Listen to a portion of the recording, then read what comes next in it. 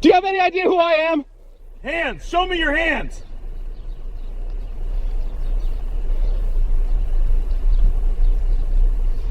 Relax, officer. I am reaching for my phone. The sterile, rhythmic beep of the coffee maker was the only sound that dared to disturb the quiet sanctuary of Captain Marcus Thorne's kitchen. Outside, the world was beginning its frantic Tuesday morning scramble, but inside, there was only order. It was 6 a.m. The sun, a pale disk of light, was just beginning to assert its presence over the manicured lawns of the Westbrook suburbs, casting long, cool shadows that stretched like lazy fingers across the dew-kissed grass. Thorne stood before the full-length mirror in his bedroom, his movements precise, economical, a reflection of the man himself. He adjusted the knot of his charcoal gray tie, the silk a subtle, elegant contrast to the crisp, starched white of his shirt. His suit, a tailored navy blue, hung on him not as a costume, but as a second skin, one he had worn in various forms for 25 years. He was a man built of sharp angles and quiet authority. At 52, his hair was a distinguished salt and pepper, cut short and neat. His face was a roadmap of his life, laugh lines around his eyes from moments of joy with his daughter, a faint scar above his right eyebrow from a training exercise gone wrong 2 decades ago, and a deep-set firmness in his jaw that spoke of countless difficult decisions. Today was important. A 9 a.m. budget meeting with the city manager and the chief of police. He was going to fight for new community outreach programs, for better funding for youth engagement, for the kind of policing that built bridges, not walls. It was a fight he'd been waging his entire career, and he had the data, the reports, and the conviction to make his case. He took a sip of his coffee, black and strong, from a simple ceramic mug that read, "World's Best Dad," a gift from his daughter, now a sophomore at Georgetown. The thought of her brought a faint smile to his lips. Everything he did, every battle he fought within the department was for her generation. To leave the world and the badge a little more honorable than he had found it. He checked his watch. 6:45 a.m. Plenty of time. He preferred to be early, to settle in, to review his notes one last time. Rushing was the enemy of preparation. His car, a 3-year-old Lexus LS 500, was his one real indulgence. It wasn't flashy, not in the way a sports car was. It was understated, a vessel of quiet competence, much like himself. The black paint was polished to a mirror shine, the chrome accents catching the nascent morning light as he backed it out of the garage. The interior smelled of clean leather and his faint, cedar-scented cologne. He slid behind the wheel, the seat sighing softly as it contoured to his frame. He didn't turn on the radio. The silence was a valuable commodity, a space to think. The drive to headquarters was 40 minutes on a good day. He'd give himself an hour and a half. He pulled out onto the quiet residential street. The neighborhood was a peaceful enclave of old money homes and meticulously kept gardens. Here, the biggest disturbance was usually a misplaced newspaper or a dog barking at a squirrel. He drove with a calm, practiced ease, his hands resting lightly on the wheel. He wasn't Captain Thorne right now, commander of the 3rd Precinct. He was just Marcus, a man in a suit driving to work. The unmarked vehicle was a perk of his rank, allowing him a degree of anonymity the standard black and white patrol car could never offer. Anonymity, he had learned, was a form of peace. He merged onto the main thoroughfare, the traffic still light. The city of Westbrook was a study in contrasts. The affluent, tree-lined streets of his neighborhood would soon give way to the bustling concrete and glass canyons of downtown, where the headquarters stood as a stoic, gray fortress. He was navigating the in-between now, a commercial artery flanked by high-end boutiques and artisanal coffee shops. It was in one of these neighborhoods, known for its affluence and its almost complete lack of diversity, that the world decided to remind him that peace was a fragile, conditional thing. A reminder that no matter the suit, the car, or the rank, some people would only ever see the color of his skin. He didn't see the patrol car at first. It was parked in the mouth of a side street, almost hidden, but he felt the eyes on him, A cop's instinct. A black man's instinct. They were often one and the same. He glanced in his rearview mirror. The patrol car pulled out, its engine a low growl, and fell in behind him. Officer Kyle Brennan tasted bitterness on his tongue. It was a mix of lukewarm coffee from a gas station thermos and the sour tang of ambition. At 26, he was 4 months out of the academy, and the crisp newness of his uniform still felt foreign, a costume he was trying to grow into. He wanted more than anything to be the kind of cop he saw in the movies, the one who was always a step ahead, the one with the instincts, the one who made the big bust that had the veterans slapping him on the back. So far, his career had been a monotonous series of fender benders, noise complaints, and the occasional shoplifter at the local mall. It was soul-crushingly mundane. He'd grown up in a small, predominantly white town 3 hours north of Westbrook. His father and 2 uncles were all mechanics. They were good, honest men who saw the world in black and white, right and wrong. They believed in hard work and respecting authority, and they held a deep, almost reverent respect for a police uniform. When Kyle had announced he was joining the academy, he'd become a hero in their eyes. He couldn't stand the thought of letting them down, of being just another guy writing parking tickets. He needed to prove himself. That morning's roll call had been the usual drone of statistics and announcements, but one thing had snagged his attention. A bolo. Be on the lookout for a high-end sedan, possibly a Lexus or a Mercedes, involved in a series of drive-by mail thefts in the city's wealthiest zip codes. The details were laughably vague. No license plate, no definitive color other than dark, no suspect description beyond male. It was the kind of bulletin most veteran cops would hear and promptly forget, a needle-in-a-haystack memo that would lead nowhere. But to Brennan, it was a golden ticket. It was a chance. He had specifically requested patrol in this district, the Oakwood Heights sector. It was where the money was, where the big houses hid behind iron gates and security systems. It was also where a dark, high-end sedan would either belong completely or stick out like a sore thumb. He drove with one hand on the wheel, the other nervously tapping the console. His field training officer had called him a thumper, a rookie too eager to make stops, too quick to see suspicion where there was none. Brennan had resented the label. He wasn't a thumper, he was proactive, he was doing the job. The radio crackled with the usual litany of city life. A domestic dispute in the South End, a fender bender on the interstate. He barely heard it.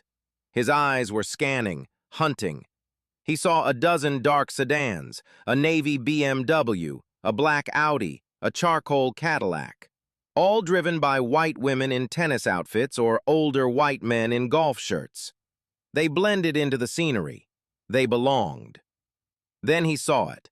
A black Lexus, gleaming, expensive. It was driving smoothly, perfectly within the speed limit.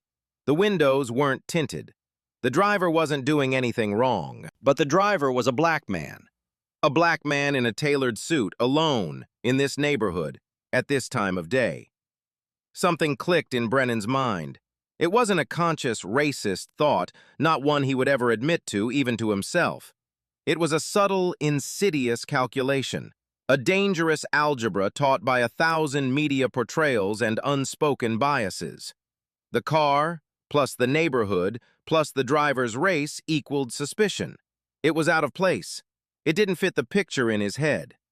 This had to be the guy from the bolo. It just had to be. Adrenaline, sharp and electric, surged through his veins. This was it. This was his moment. He pulled out from the side street, the powerful engine of his patrol car a satisfying roar. He let the Lexus get 100 yards ahead, then he closed the distance. He ran the plates. The car came back registered to a Marcus Thorne, with an address in an equally affluent neighborhood across town. No warrants, no flags, a clean record. For a moment, a flicker of doubt, but he quickly extinguished it. Stolen car, maybe, or maybe the owner wasn't the one driving. The bolo was his justification. It was all he needed. He took a deep breath, puffed out his chest, and flipped the switch. The brilliant flashing strobes of red and blue painted the morning in jarring artificial colors. He watched as the Lexus signaled and pulled over to the curb with a calm, unhurried grace that somehow annoyed him. He put the car in park, his hand already resting on the butt of his Glock, a habit drilled into him at the academy. He looked at his own reflection in the rearview mirror, stern, confident, in control. This is it, he thought, showtime. Marcus Thorne saw the lights bloom in his rearview mirror and felt a familiar, heavy sigh build in his chest. He didn't release it. He had learned long ago that visible frustration was a luxury he couldn't afford in these moments. It could be misinterpreted as aggression, as defiance, and in this uniform or out of it, misinterpreted defiance could be a death sentence. He checked his speed, 45 in a 45 zone. He signaled, his movements deliberate, and guided the Lexus to a smooth stop alongside the curb, well clear of the traffic lane. He put the car in park, turned off the engine, and rolled down all 4 windows. He placed his hands in plain sight on the top of the steering wheel, his fingers laced together. It was a practiced, weary choreography, a dance he knew by heart. He watched in the side mirror as the officer got out of his patrol car. He was young, white, with the stiff, almost robotic posture of someone new to the uniform. The officer's walk was a study in manufactured confidence, his shoulders squared, his chin jutting forward. His hand was resting on his holstered weapon, not drawing it but keeping it close, a gesture meant to intimidate, to establish dominance from the outset. Thorne had taught classes on this. He knew exactly what he was looking at, a rookie, insecure and eager, trying to project an authority he had not yet earned. This was the most dangerous kind of cop. Officer Brennan approached the driver's side, his boots crunching softly on the gravel shoulder. He positioned himself just behind the B-pillar, a standard tactical approach to limit the driver's line of sight. His mind was a whirlwind of academy training. Maintain control, command presence, watch the hands. He saw the man's hands on the wheel and felt a flicker of satisfaction. Compliance. Good. License and registration, Brennan said. His voice was a little higher, a little tighter than he wanted. He cleared his throat and tried again, aiming for a deeper, more authoritative tone. License, registration, and proof of insurance. Now! Thorne didn't move his hands. He looked at the young officer, his expression unreadable, his gaze steady. "Good morning, officer," he said, his voice calm and even. "May I ask the reason for the stop?" The question landed like a stone in a quiet pond. Brennan bristled. He wasn't expecting a question. He was expecting immediate, unquestioning obedience. This felt like a challenge. It felt like the man was questioning his authority, testing him. All the advice from his training officer, be respectful, explain the stop, de-escalate, vanished, replaced by a surge of defensive pride. "I don't have to tell you that," Brennan snapped, his voice sharp. "I said license and registration." "With all due respect, officer," Thorne replied, his tone still perfectly level, "under state law, you are required to have reasonable suspicion of a traffic violation or criminal activity to initiate a stop. I was not speeding, my registration is current, and I haven't violated any traffic laws. So I'm asking again politely, what was your probable cause for pulling me over?" The words probable cause were like gasoline on the fire of Brennan's insecurity. This wasn't some ignorant civilian he could intimidate with jargon. This man knew the law, and he was using it to push back. Brennan's face flushed. The vague bolo felt suddenly flimsy, a weak excuse he wasn't sure how to articulate without sounding like he was guessing. He needed to reassert control. "Sir, your vehicle matches the description of a car involved in a felony," he bluffed, embellishing the mail theft bulletin into something far more serious. "Now, I'm not going to ask you a third time. Give me your license and registration, or I'll remove you from this vehicle and arrest you for obstruction."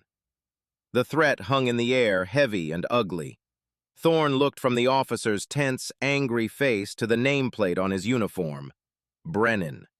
He then looked past him, at the storefronts, the people walking by. A woman pushing a stroller on the opposite sidewalk had stopped, her head turned, her expression concerned. A witness. Good.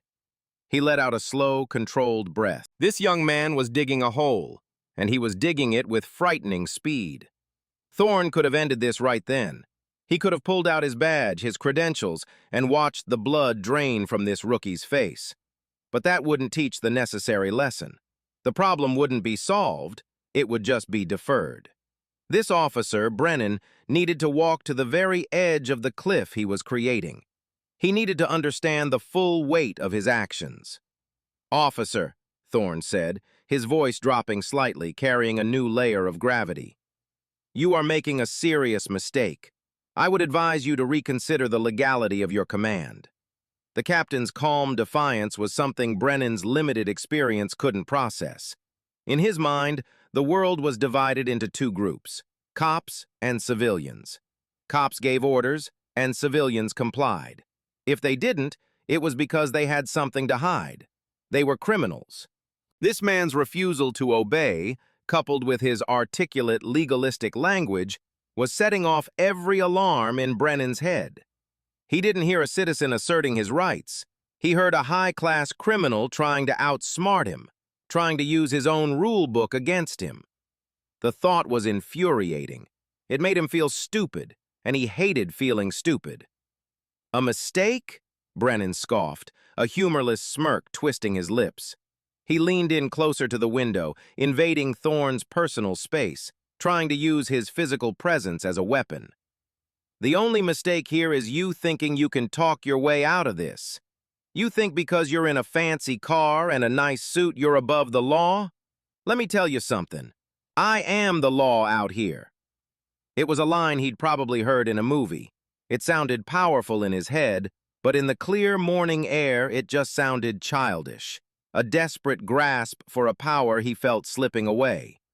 Marcus Thorne simply stared back at him, his expression unchanging. He had seen this kind of posturing 100 times. It was the last resort of an officer who had lost control of a situation and knew it. It was all ego, no substance. "Officer Brennan," Thorne said, using his name deliberately, a subtle reminder that he was not an anonymous uniform, but an individual who was being watched, who would be remembered. "There is no out here. There is only the Constitution. And you are on the verge of violating my Fourth Amendment rights. You have no warrant, and you have articulated no probable cause. This is an unlawful detention." Brennan felt his blood pressure spike. He was being lectured. This man, this suspect, was standing him down on the side of the road and giving him a lesson in constitutional law. The woman with the stroller across the street was now openly watching, her phone held up in a way that suggested she might be recording. The scene was escalating from a simple traffic stop into a public confrontation, and Brennan felt the hot shame of being undermined. His pride, fragile and oversized, couldn't take it. He had to win. He had to put this man in his place. He took a step back from the car, his hand moving from the butt of his gun to the snap on his holster, undoing it with an audible click. It was a calculated, threatening gesture. "I'm done talking," Brennan said, his voice low and tight with anger. "Step out of the car, hands on your head, now." Thorne remained perfectly still. "On what grounds?" he asked, his voice still infuriatingly calm. "Am I under arrest?" "You are for failing to obey a lawful order," Brennan practically shouted, losing the last shred of his professional composure.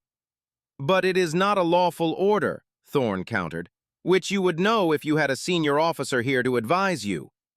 That was the final straw. The implication that he was just a kid, that he was in over his head, that he needed a babysitter. It shattered Brennan's remaining self-control. He felt a surge of pure, unadulterated rage. All his insecurities, his desperation to prove himself, his frustration with the mundane reality of police work coalesced into one explosive moment of hubris. He jabbed a finger toward his own chest, his face contorted in a mask of indignation. "You think I need a senior officer?" he spat, his voice trembling with fury. "Let me make this real simple for you." He leaned down again, his face inches from Thorne's. "Do you have any idea who I am?" The question hung in the air, a monument to his own arrogance. It was the ultimate pathetic appeal to an authority he felt he was owed, not one he had earned.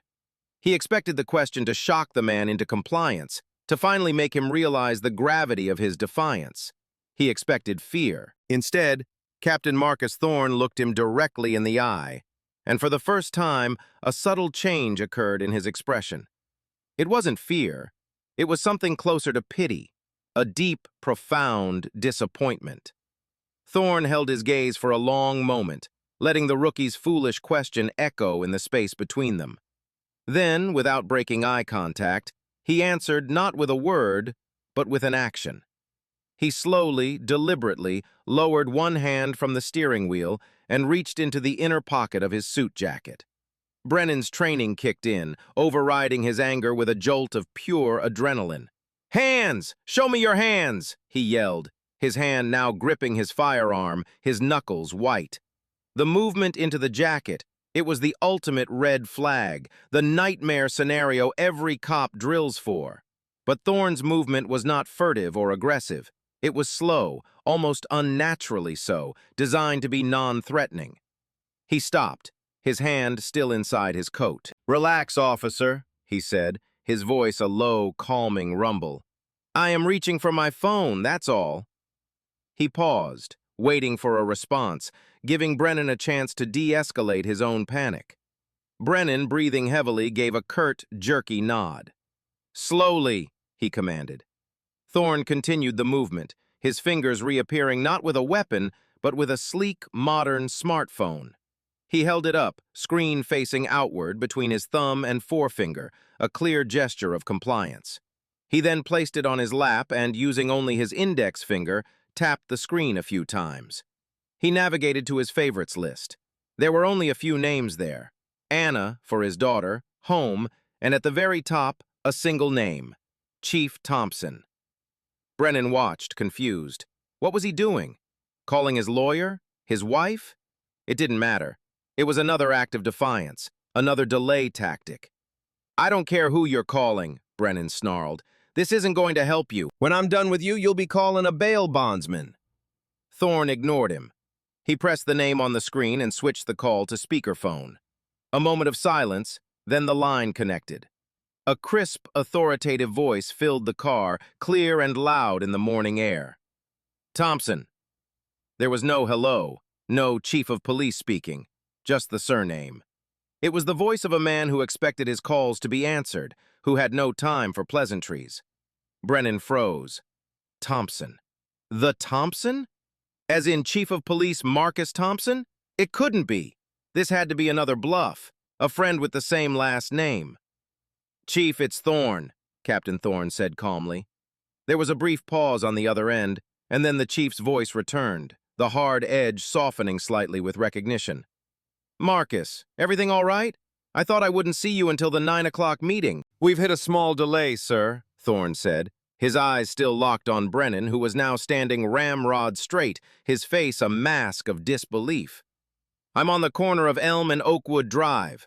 One of your officers has initiated a traffic stop." "Elm and Oakwood?"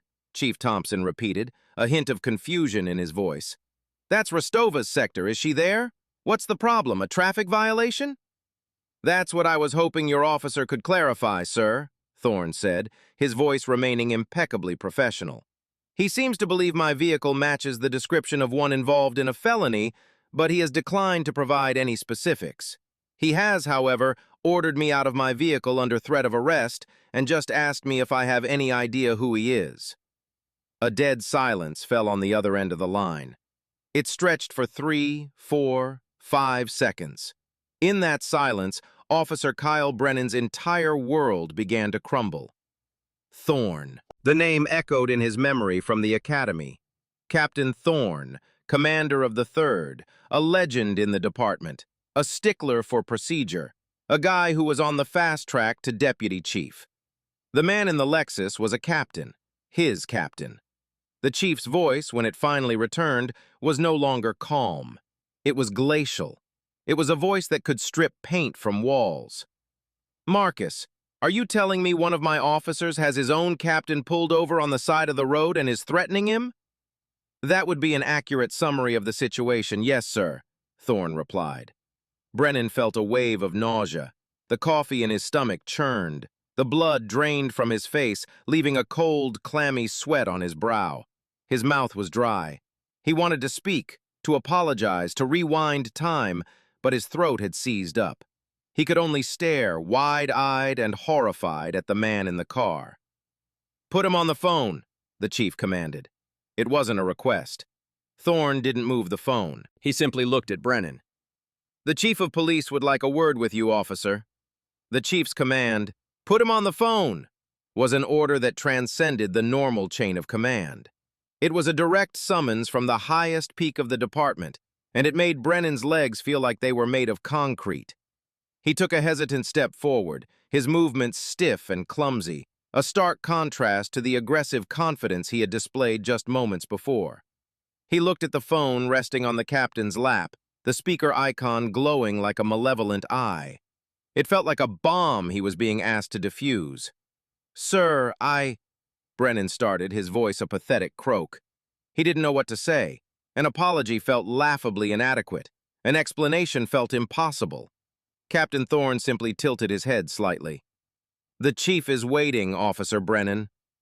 The use of his name again, this time in front of the chief, felt like a nail being hammered into his coffin. He was no longer an anonymous officer. He was Officer Brennan, the subject of this career-defining disaster. Brennan leaned awkwardly through the window, his head bent in a posture of sudden, desperate submission. "Sir, Chief Thompson, this is Officer Brennan." "Brennan," the chief's voice crackled from the speaker, devoid of any warmth. "I want you to tell me exactly what probable cause you had to stop one of your commanding officers." Brennan's mind went blank. The flimsy bolo, his gut feeling, the man's race, all the things that had seemed like solid justification in his own head moments ago now sounded like the pathetic, prejudiced excuses they were.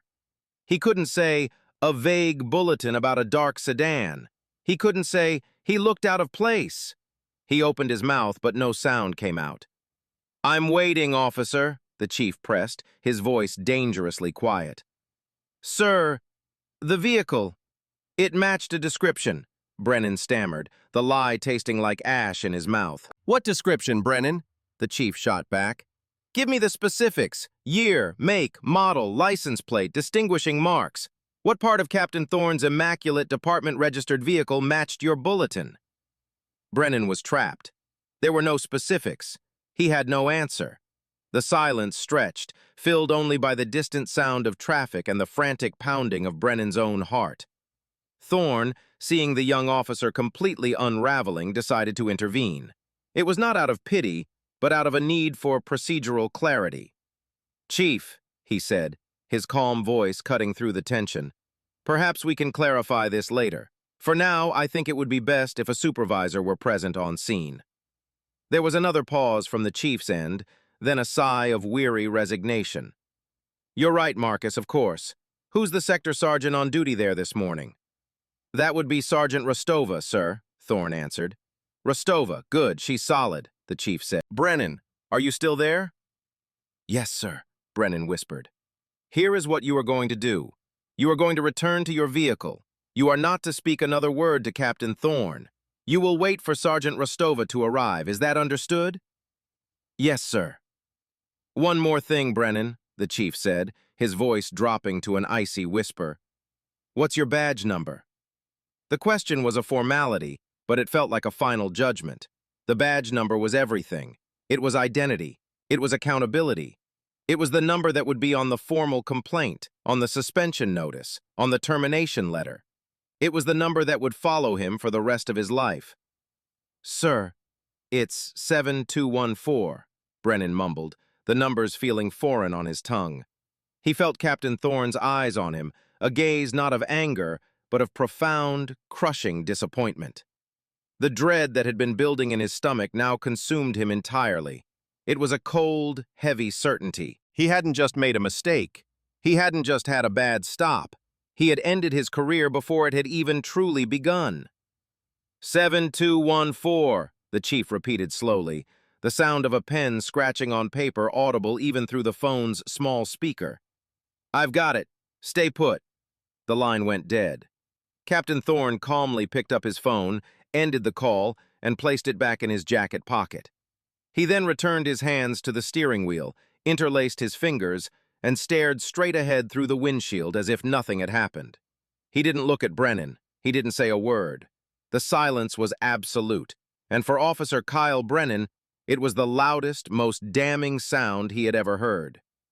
The wait for Sergeant Rostova felt like an eternity. For Brennan, it was a slow-motion nightmare. He stumbled back to his patrol car, each step feeling heavier than the last. He slid into the driver's seat, the familiar cockpit of his vehicle suddenly feeling alien and hostile. He could see Captain Thorne's Lexus in his windshield, sitting there perfectly still. The man inside was just as still, a silent, imposing figure. Brennan couldn't bring himself to look for long. He stared at his own hands, which were trembling uncontrollably. He tried to grip the steering wheel, but his fingers felt numb. 7214. The chief had his number. It was over. He kept replaying the scene in his head, his own words echoing with horrifying clarity. "Do you have any idea who I am?" The arrogance, the stupidity of it made him physically ill. For Captain Thorne, the wait was something else entirely. It was a moment of weary confirmation. This wasn't the first time he'd been stopped for no reason. It was, perhaps, the most dramatic, but the underlying sentiment was achingly familiar. He felt a profound sadness for the young officer, not for the career he had just torched, but for the poison that had been planted in his mind, the poison that allowed him to see a threat where there was only a man driving to work. He thought about the training seminars he led, the long hours spent trying to reform the very culture that had produced Officer Brennan. In that moment, it felt like a losing battle. Less than 5 minutes later, a second patrol car appeared, coming from the opposite direction. It didn't rush in with lights and sirens, but approached with a steady, professional urgency. It pulled up behind Brennan's car. The driver's side door opened, and Sergeant Ava Rostova emerged. She was a woman in her late 40s with a no-nonsense demeanor and sharp, intelligent eyes that missed nothing. She'd been on the force for 20 years and had earned a reputation as a tough but fair supervisor who didn't tolerate fools. Her first glance was at Brennan's car. She saw him sitting in the driver's seat, pale and shaken, and a frown creased her brow. A rookie in distress. Her eyes then moved to the Lexus parked in front. She saw the make and model, and then she saw the man behind the wheel. Her eyes widened slightly. Her pace quickened. She recognized the car. She recognized the man. "Captain?" she said, her voice a mixture of confusion and immediate concern as she approached the Lexus. She completely bypassed Brennan's vehicle. In the unspoken hierarchy of the street, she went straight to the highest-ranking officer. Thorne turned his head and offered her a small, tired nod. "Sergeant Rostova, thank you for the prompt response." "Sir, what's going on?" she asked, her gaze flicking from Thorne to the rookie in the car behind them. "Dispatch just said there was a stop, and the chief wanted me here forthwith. Are you okay?" "I'm fine, Eva," he said, using her first name, a sign of their long-standing professional respect. "Your officer, however, is having a very bad morning." He then, in a calm, dispassionate monotone, recited the events of the last 15 minutes. He omitted no detail: the lack of probable cause, the demand for ID, the embellished felony accusation, the threat of arrest, and finally, Brennan's arrogant, career-ending question. As he spoke, Sergeant Rostova's expression shifted from confusion to disbelief, and then to a slow-burning, controlled fury. Her eyes, cold and hard as steel, darted back to Brennan, who was still sitting in his car, now the subject of a conversation that would determine his fate. When Thorne finished, Rostova was silent for a moment, her jaw tight. "I am so sorry, sir," she said, her voice low and seething. "There is no excuse. None." "I know that, Sergeant," Thorne replied, "and you know that. The problem is, he doesn't." Rostova nodded curtly. "I'll handle this, sir."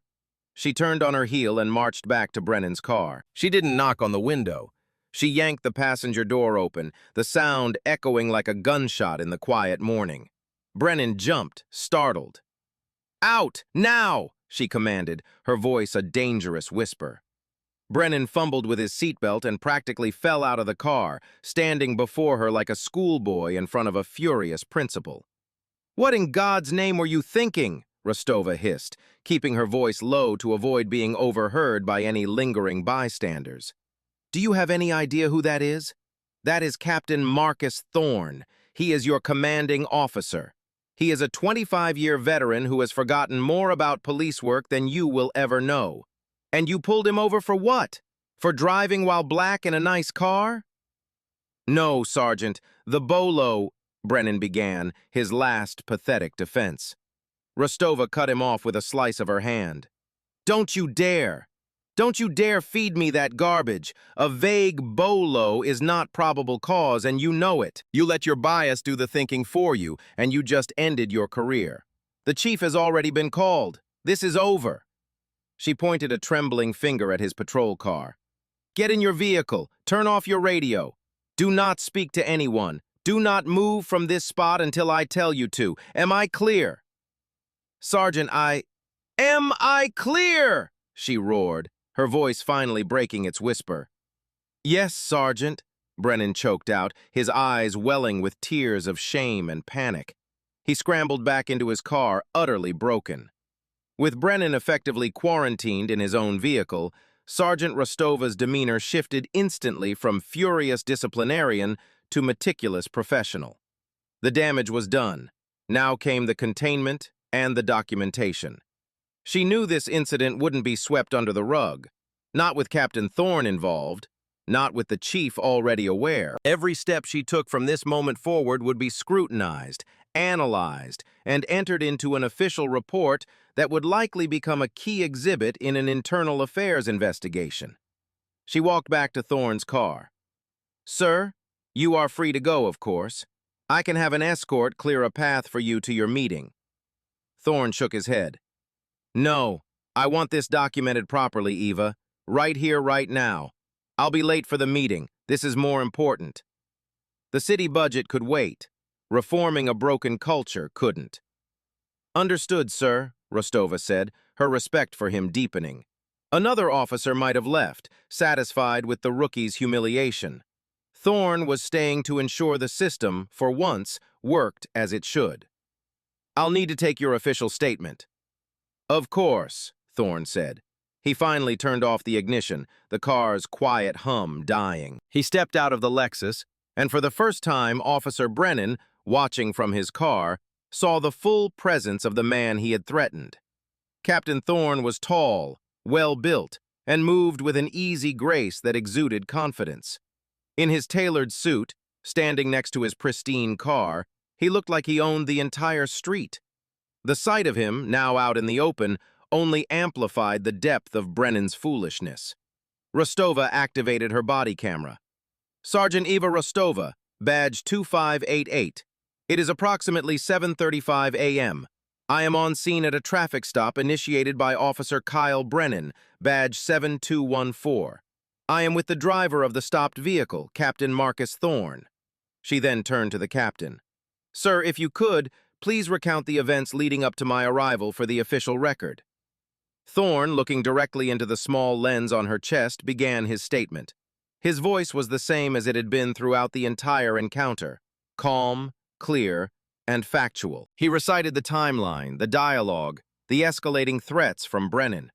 He left out any mention of his own feelings, the weariness, the anger, the disappointment. He reported only the facts, creating a clean, unassailable record of Brennan's procedural violations and misconduct. He was building a case, not airing a grievance. As he spoke, Thorne became aware of the woman with the stroller again. She hadn't left. She was standing on the sidewalk a safe distance away, her phone still held up, recording. He met her eyes across the street, and for a brief moment he gave her the slightest of nods. It was an acknowledgement, a thank you. In this day and age, an impartial lens was often the most powerful weapon against injustice. She nodded back, a silent understanding passing between two strangers, the citizen and the captain, united by a rookie's mistake. Rostova followed his gaze and saw the woman. Her jaw tightened. "Civilian recording," she murmured, more to herself than to Thorne. She knew what that meant. This wasn't just an internal matter anymore. This had a high probability of ending up on social media before she even finished filing her report. The situation had gone from a 5-alarm fire to a full-blown catastrophe. After Thorne finished his statement, Rostova approached Brennan's car. Her own body camera was still running, capturing everything. "Officer Brennan," she said, her voice stripped of all emotion, "I am now ordering you to provide a statement regarding the traffic stop you initiated. Be advised that this is being recorded for the internal affairs investigation." Brennan, his face pale and tear-streaked, could only nod. He stammered through his version of events, the flimsy justification of the bolo sounding even weaker now, a pathetic attempt to cover the naked prejudice of his actions. He was rambling, contradicting himself, his narrative crumbling under the weight of the truth. It was the sound of a man drowning in the consequences of his own actions. Finally, Rostova had heard enough. She ordered Brennan to surrender his body camera footage and transfer his dash cam video to her data stick. She then made the call she had been dreading. "Dispatch, this is Sergeant Rostova. I need you to send a unit to my location to transport an officer back to the precinct. His vehicle will be impounded pending an IA investigation." The order, transmitted over the open radio channel, was the final public humiliation. Officer Kyle Brennan was being treated like a suspect. Stripped of his authority, his career in ashes, he was being sent home in the back of another officer's car, leaving the monument to his failure, his empty patrol car, sitting on the side of the road for all to see. Before Sergeant Rostova's report had even been uploaded to the department's servers, the firestorm had already begun. The woman with the stroller, a freelance graphic designer named Sarah Jenkins, who happened to be on her morning walk, hadn't hesitated. As soon as she saw the second patrol car arrive and the female sergeant begin to dress down the young officer, she knew she had captured something significant. She edited the 10-minute video down to the most crucial 3 minutes. The arrogant confrontation, the calm phone call, and the arrival of the supervisor. She added a simple, factual caption. "Happening now in Westbrook. Young cop threatens a calm, well-dressed black man who turns out to be his own captain. Watch until the end." She posted it to her Twitter, Instagram, and the local community Facebook group, then continued on her walk. The video didn't just get views, it detonated. Within the first hour, it had 1,000 shares. Local news outlets, tipped off by dozens of people, ripped the video and embedded it in articles with sensational headlines. "Rookie cops blunder. Do you know who I am?" he asks his own captain. By lunchtime, it was the #1 trending topic in the city. By 3 p.m., it had broken containment and was being picked up by national news aggregators. By dinner time, it was on CNN, Fox News, and MSNBC, with pundits from all sides using the clip to either condemn all police or defend the officer as a simple mistake. The internet, with its insatiable appetite for outrage, feasted on the story. The 3-minute clip became a meme, a symbol. Officer Brennan's snarling face was screenshotted and plastered over images with captions like, "When you try to pull rank on the final boss." His question, "Do you have any idea who I am?" became a national punchline, a shorthand for arrogant incompetence. But for millions of others, it wasn't funny. It was a terrifyingly familiar glimpse into the reality of biased policing. For every person laughing at Brennan, there were 10 who saw the calm, composed face of Captain Thorne and thought, what if he hadn't been a captain? What if he hadn't had the chief's personal number? What if he had reacted with fear or anger? Would he even be alive? Comments poured in by the tens of thousands. "This captain is the definition of class.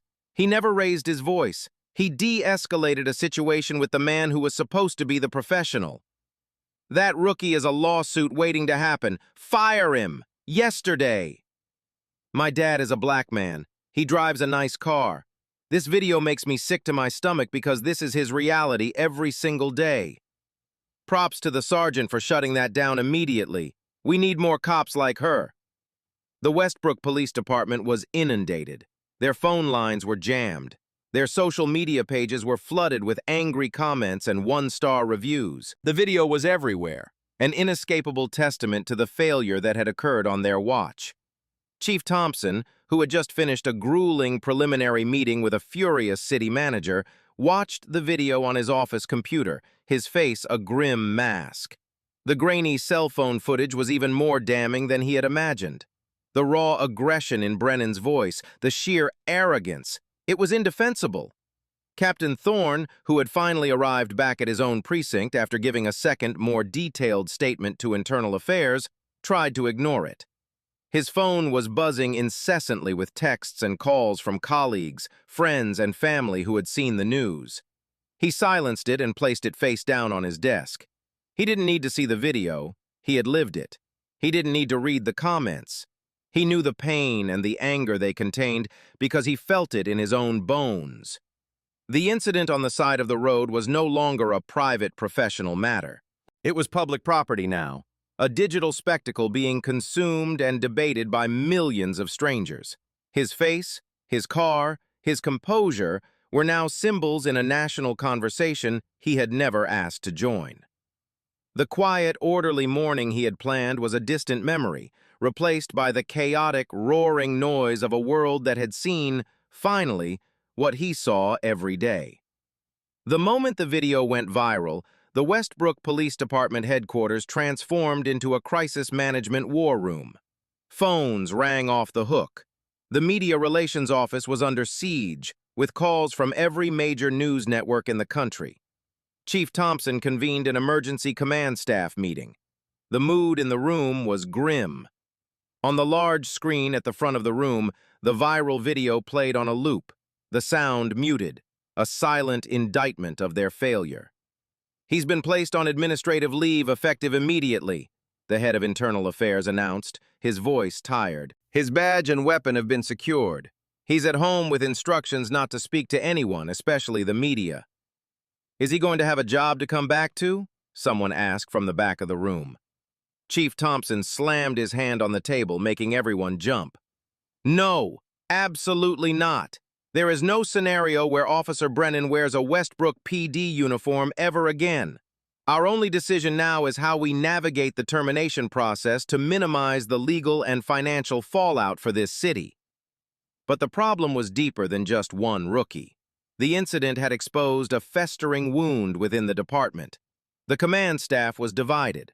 On one side were the reformers, like Captain Thorne, who saw this as a golden opportunity to push for the systemic changes they had been advocating for years: improved implicit bias training, stricter accountability, and a complete overhaul of the warrior cop mentality that was drilled into recruits.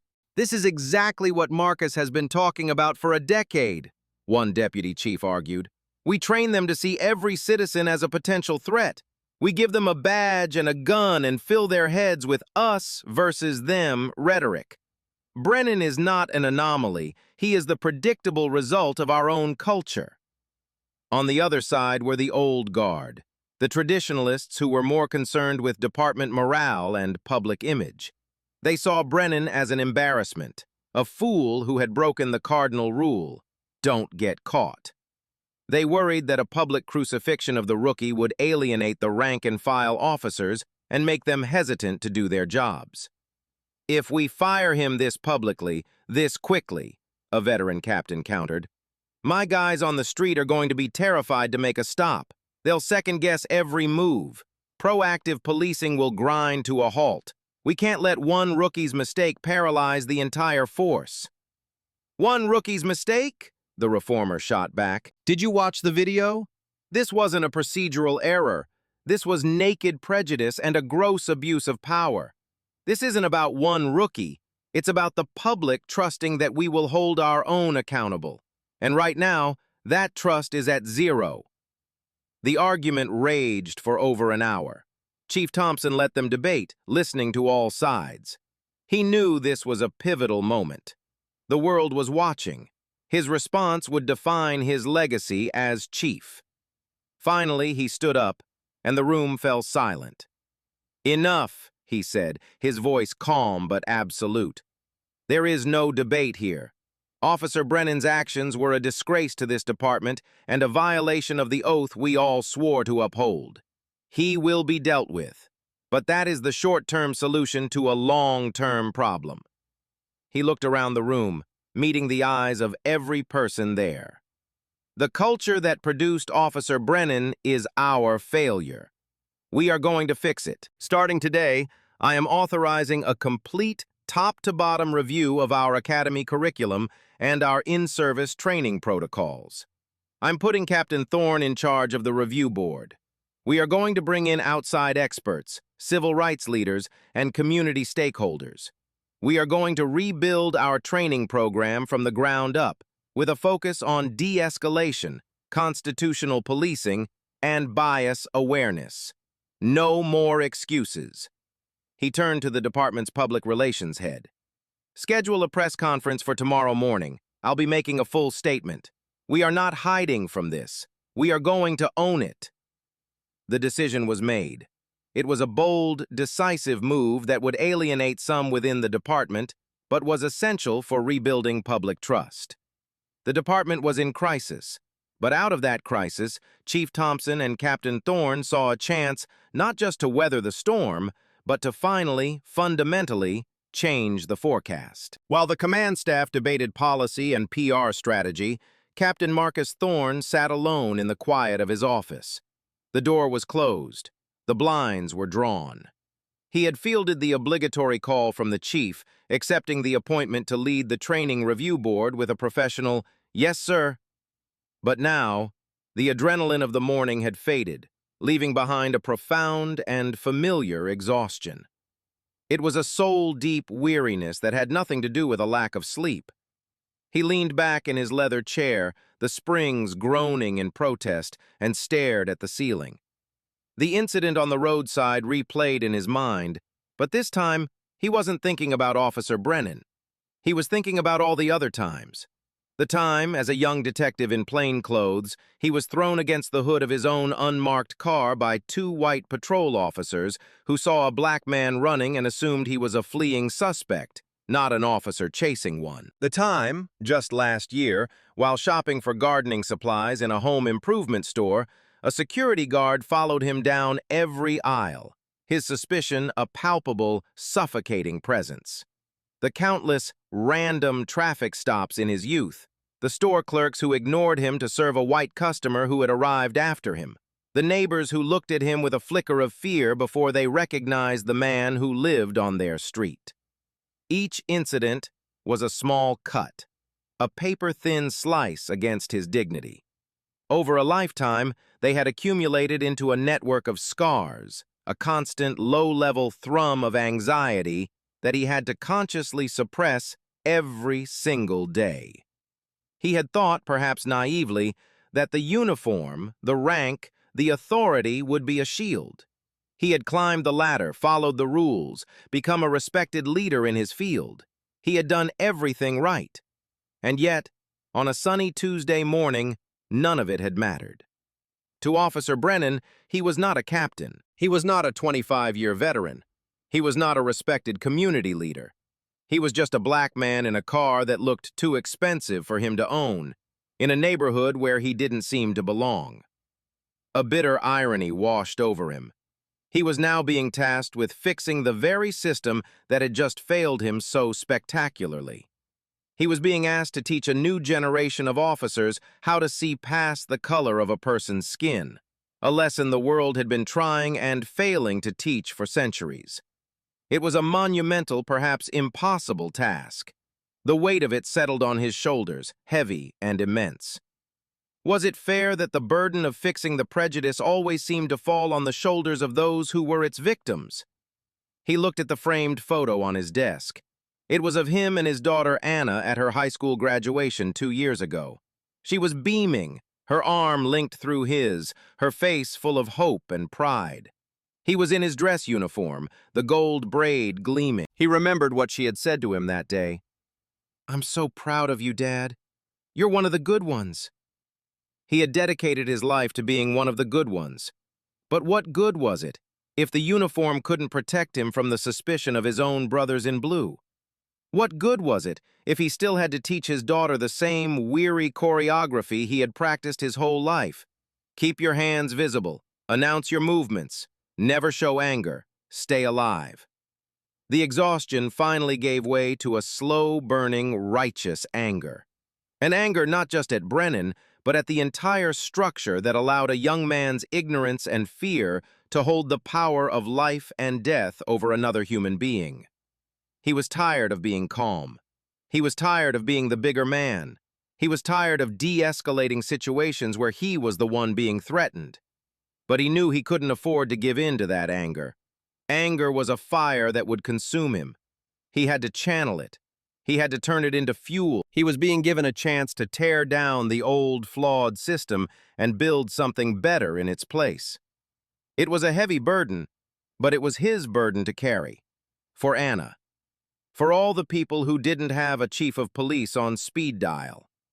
He took a deep breath, sat up straight, and pulled a blank legal pad toward him. He picked up a pen, and at the top of the page he wrote 2 words. Day 1. For Kyle Brennan, the world had shrunk to the 4 walls of his small, sterile apartment. The administrative leave was a suspension in every sense of the word. He was suspended from duty, suspended from his routine, and suspended in a state of agonizing, silent dread. The department had ordered him not to speak to the media, but it was an unnecessary command. He had unplugged his doorbell and silenced his phone, which had been vibrating incessantly for hours with a toxic mix of calls from unknown numbers, hate-filled texts, and a few tentative, awkward messages from friends and family who didn't know what to say. He sat on his beige sofa in the dark, the only light coming from the flickering television screen. He couldn't stop watching. He was a moth drawn to a flame that was burning his own life to the ground. Every channel was telling his story. His face, twisted in that arrogant snarl, was everywhere. He saw himself through the shaky lens of the bystander's cell phone, and he barely recognized the person on the screen. Was that really him? Was that his voice, dripping with such unearned confidence and petty tyranny? He watched the pundits debate his character. To some, he was a symbol of racist policing, the poster boy for a broken system. To others, he was a young cop thrown to the wolves, a victim of political correctness who made a simple mistake. Neither portrait felt right. He wasn't a monster. He didn't think he was a racist. He had a black friend in the academy. He had always treated people with respect, he told himself. But the video didn't lie. The video showed a version of himself he couldn't deny, a version that was ugly and full of a prejudice he never knew he had. His father had called earlier. He'd been uncharacteristically quiet, his usual gruff pride replaced by a confused, wounded disappointment. "What the hell happened, son?" he had asked. "That man was a captain, a police captain." Brennan had no answer. He had mumbled something about a misunderstanding, a bulletin, but the words felt hollow even to him. He had brought shame on his family, on the name they had been so proud of. The isolation was the worst part. At the academy, they had drilled the concept of brotherhood into them. The thin blue line. We take care of our own. But his phone was silent. None of his academy classmates had called. His field training officer, the one who had warned him about being a thumper, hadn't reached out. He was radioactive. To defend him was to align with the ugliness on that video. He was alone, cast out from the very tribe he had so desperately wanted to belong to. He finally turned off the TV and sat in the suffocating silence. He thought about Captain Thorne. He replayed the man's composure, his unnerving calm in the face of such blatant disrespect. The captain hadn't been afraid of him. He had been disappointed in him. That was somehow worse.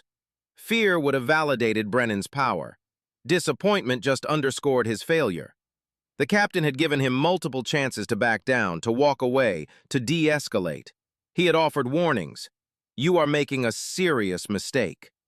Brennan had ignored them all, blinded by his own ego and a desperate need to win the encounter. He finally understood. He hadn't been enforcing the law. He had been on a power trip.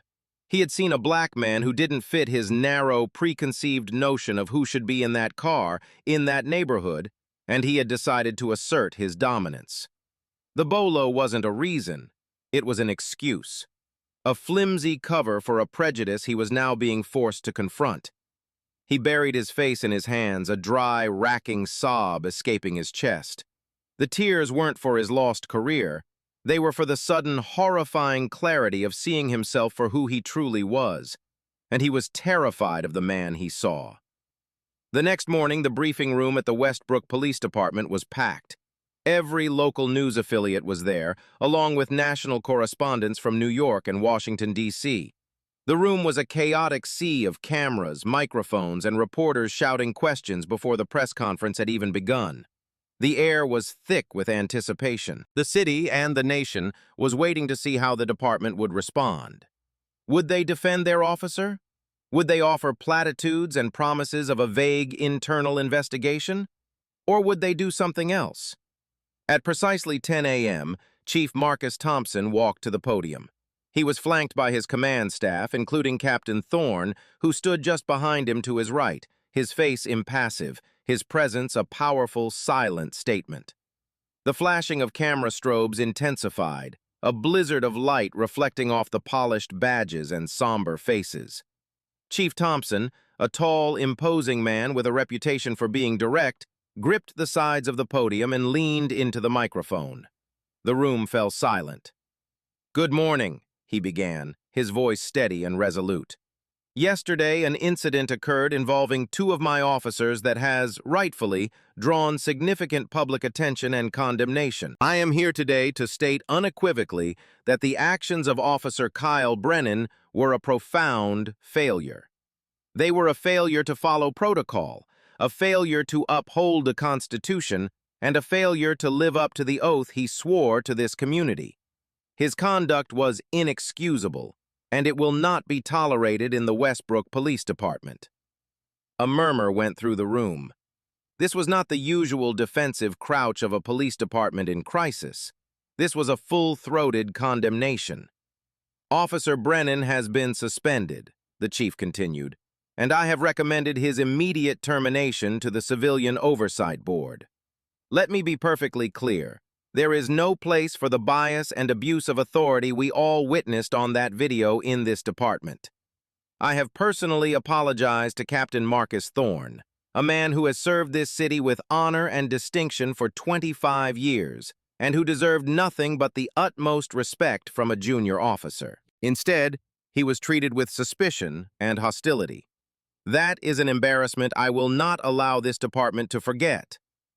A reporter shouted, "Chief, is this a race issue?"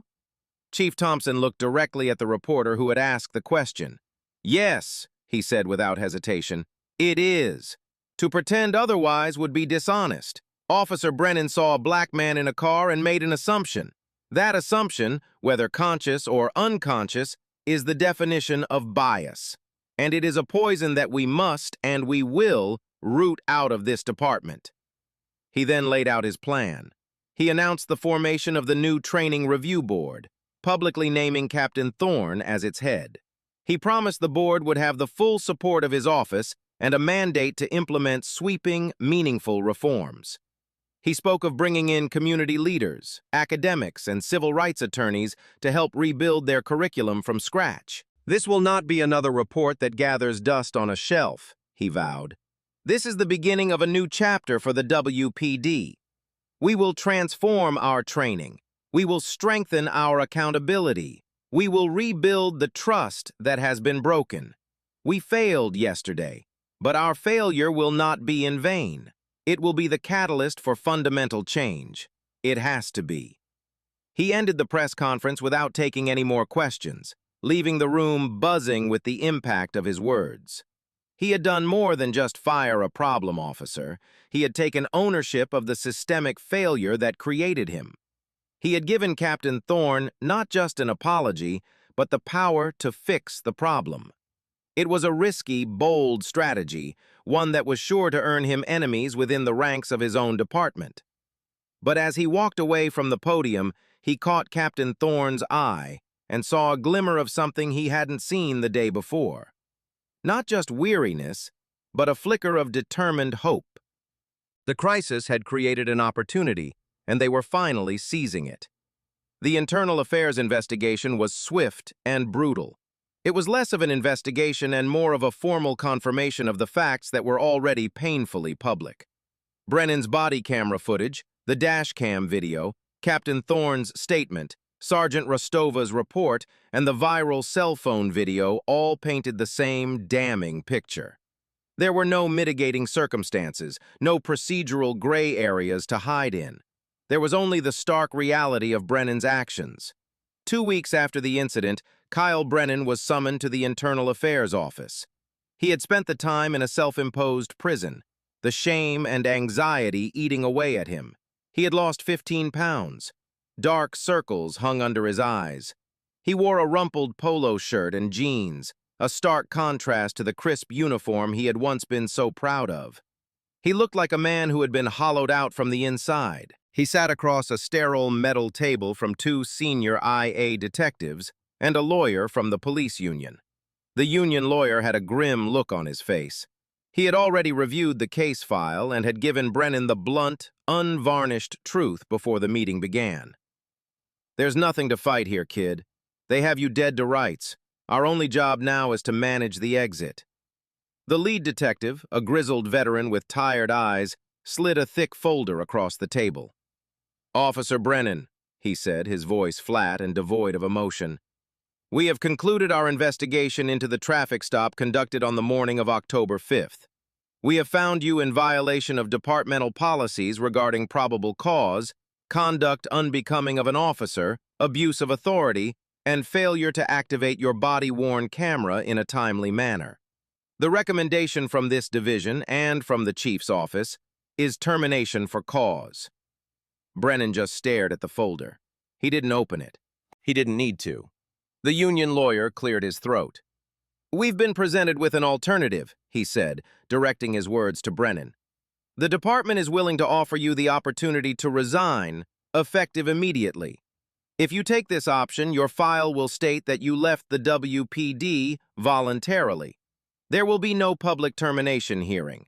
The department will not contest your unemployment claim."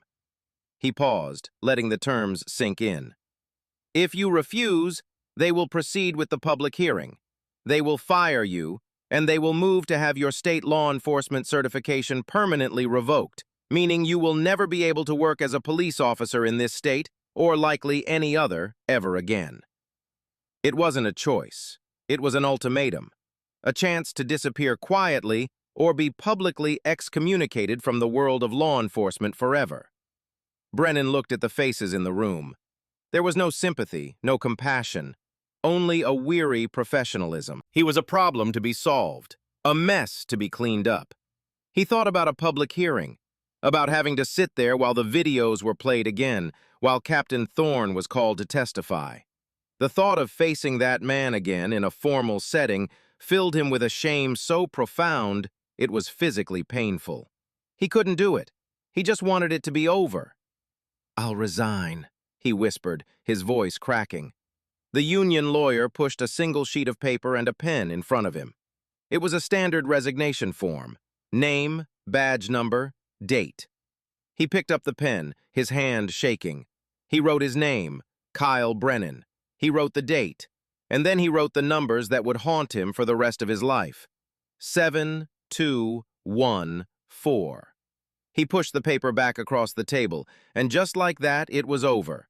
His career as a police officer, the dream he had chased, the source of his family's pride, lasted less than 5 months. There was no ceremony, no final roll call, no "thanks for your service," just a signature on a piece of paper in a windowless room. He was escorted to the property room to turn in his remaining equipment, then led out a back door of the precinct, away from any lingering media. He stepped out into the bright afternoon sun, a civilian once more, blinking in the light, a ghost in the city he had once sworn to protect. He walked away, not knowing where he was going, only knowing that he could never go back. 6 months later, the auditorium at the Westbrook Police Academy was filled with the nervous energy of a new class of recruits. 30 men and women, their faces a mixture of youthful eagerness and apprehension, sat in neat rows. their new uniforms still stiff and unfamiliar. They had been through weeks of physical training, firearms instruction, and criminal law classes. Today, their lesson was titled Bias, Authority, and Constitutional Policing. The guest lecturer was Deputy Chief Marcus Thorne. He had been promoted 2 months prior, a move widely seen as a direct result of his leadership on the Training Reform Board. He stood at the front of the room, not behind a podium, but walking slowly back and forth, creating a connection with the recruits. He was in his full dress uniform, the stars on his collar gleaming under the fluorescent lights. "Good morning," he began, his voice filling the room. "For the past few weeks, you've been taught how to handle a weapon, how to drive a patrol car, how to write a report. Today, we're going to talk about the most powerful and most dangerous tool you will ever be given, your authority." He paused, letting the word hang in the air. "Authority is not about dominance," he continued. "It's not about making people fear you. True authority is earned through respect, professionalism, and an unwavering commitment to the rights of every single person you encounter, regardless of what they look like, where they live, or what kind of car they drive." He gestured to the large screen behind him. "I want to show you something," he said. "This may be familiar to some of you. It's a case study, and it happened right here, in this city." He pressed a button on a remote and the screen came to life. It was the viral cell phone video. The recruits sat up straighter, their eyes wide. They had all seen it online. It was the infamous, "Captain, stop!" They watched in silence as the scene unfolded. Officer Brennan's aggressive approach, his escalating demands, his arrogant posturing. They heard Captain Thorne's calm, steady voice asking for probable cause. And then they heard the fateful question, "Do you have any idea who I am?"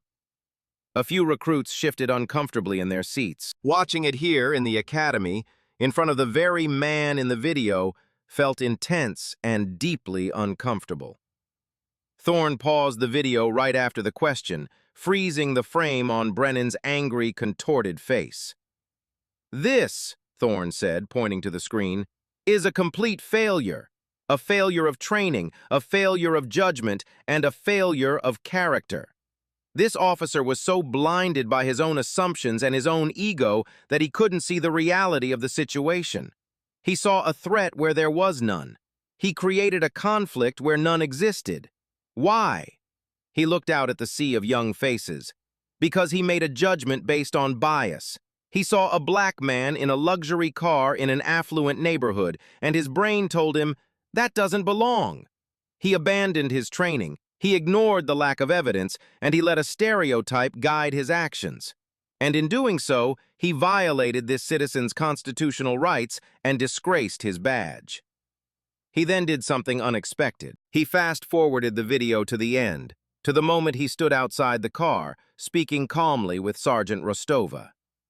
"Now let me ask you a question," Thorne said, his voice quiet but intense. "What do you think would have happened if I had reacted differently? What if I had gotten angry? What if I had yelled back at him? What if, when he ordered me out of the car, I had refused and tensed up? What if I hadn't been a police captain with the chief on speed dial? What if I was just a civilian, a lawyer, a doctor, a teacher, on his way to work?" He let the questions sink in. The room was utterly silent. The recruits were no longer just watching a video. They were contemplating the thin line between a viral video and a tragedy. "Your bias," Thorne said, his voice a low, powerful conclusion, "is not just a personal flaw. It is a professional liability. It can get you fired. It can cost this city millions of dollars in lawsuits. And it can get someone killed." The man on that screen, Officer Brennan, lost his career because of what he did that day. I'm here to make sure none of you ever make the same mistake. Your job is to see the person, not the stereotype. If you can't do that, you do not belong here. The lesson continued for another hour, but the impact of that video, shown in that context by that man, had already been made. The ashes of Kyle Brennan's career had become the foundation for a new, more difficult, but infinitely more important lesson for the next generation of Westbrook police officers. A year had passed since the incident on Oakwood Drive. The world, for the most part, had moved on. The outrage had faded, replaced by the next viral video, the next headline. But within the Westbrook Police Department, the changes were real and tangible. Deputy Chief Thorne's new training program, which the veterans had mockingly dubbed the Thorne Identity, was now a mandatory part of every officer's annual recertification. It was grueling, intensive, and focused as much on emotional intelligence and bias recognition as it did on tactical skills. There was grumbling, but there was also a slow, grudging acceptance. The numbers didn't lie. Citizen complaints were down by 20%. Use of force incidents had dropped to a 5-year low. One Tuesday afternoon, almost a year to the day of the stop, Thorne was leaving a community meeting at a recreation center in a part of the city that had long been plagued by distrust of the police.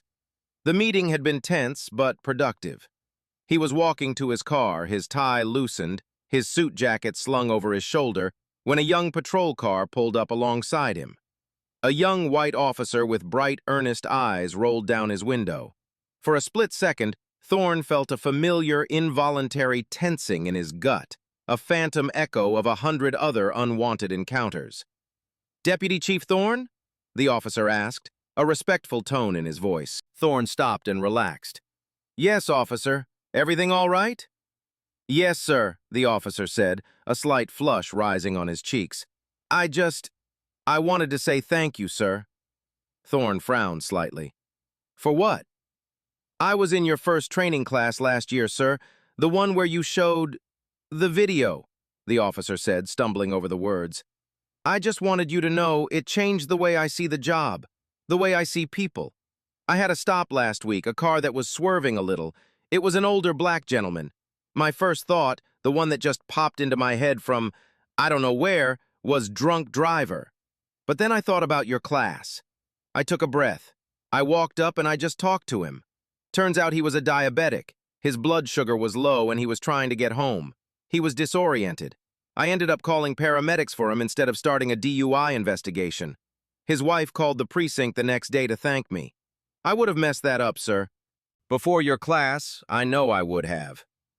Thorne looked at the young officer, at his genuine, unprompted gratitude. He saw in his face not the arrogant insecurity of Kyle Brennan, but the humble self-awareness of a professional. For the first time in a long time, Thorne felt a genuine, unburdened sense of hope. The road was long, and the work was far from over, but it was working. Change, one officer at a time, was possible. "What's your name, son?" Thorne asked. "Officer Daniels, sir, 1st Precinct." "Well, Officer Daniels," Thorne said, a rare, warm smile spreading across his face. "You did good work. That's what this job is all about. You keep that with you." "Yes, sir," Daniels said, beaming. He nodded respectfully and drove off. Thorne stood on the sidewalk for a moment longer, watching the patrol car disappear down the street. He finally got into his own car and sat there, the engine off, just as he had a year ago. He thought about Kyle Brennan, wondering briefly and dispassionately where he was, if he had ever truly understood the lesson of his own failure. He hoped so. He sat in the quiet of his car, the memory of that day no longer a fresh, stinging wound, but a faded scar.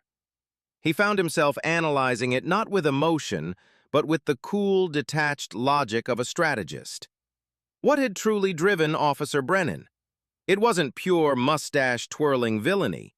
It was something more common, and perhaps more dangerous, a potent cocktail of insecurity, ignorance, and a flawed, romanticized vision of what it meant to be a cop. Brennan hadn't wanted to be a peacekeeper, he had wanted to be a hero in a movie of his own making. He was hunting for dragons in a world that mostly needed people to help find lost dogs. His ego was a fragile thing, built on the unsteady foundation of a uniform and a gun. And when it was challenged by a calm, intelligent man who refused to play the part of the compliant suspect, it shattered. His aggression was the desperate lashing out of a boy wearing a man's costume, terrified of being exposed as an imposter. Thorne considered the what-ifs, the branching paths that day could have taken. What if he hadn't remained so preternaturally calm? What if he had allowed the frustration and righteous anger to boil over to match Brennan's energy? The thought sent a chill down his spine. In that scenario, Brennan's fear and aggression would have felt justified in his own mind. A hand on a holster could have become a gun in his hand, a tragic headline, a grieving daughter. His entire life's work, his very existence, had hinged on his ability to swallow his pride and manage the emotions of the armed, unstable man who was threatening him. And what if he hadn't been a deputy chief? What if he was just Marcus Thorne, the sales executive, or Marcus Thorne, the high school principal? He wouldn't have had the chief's number. He would have had to place his faith in a system that he knew was deeply flawed. Would Sergeant Rostova's arrival have been enough? Or would she have seen one of her own officers in a tense standoff and reflexively taken his side? The outcome, he knew with a sickening certainty, was not guaranteed. His position had saved him, but justice should not be a privilege of rank. It should be a right. The ultimate lesson of that day was that true safety for himself and his community wouldn't come from a higher rank or a thicker uniform. It would come from a world where his first interaction with an officer like Kyle Brennan would be a handshake, not a threat. A world where a black man in a Lexus is just a man in a car. That story is a powerful reminder of the responsibility that comes with a badge. It forces us to confront uncomfortable truths about bias and power. What part of the story resonated with you the most?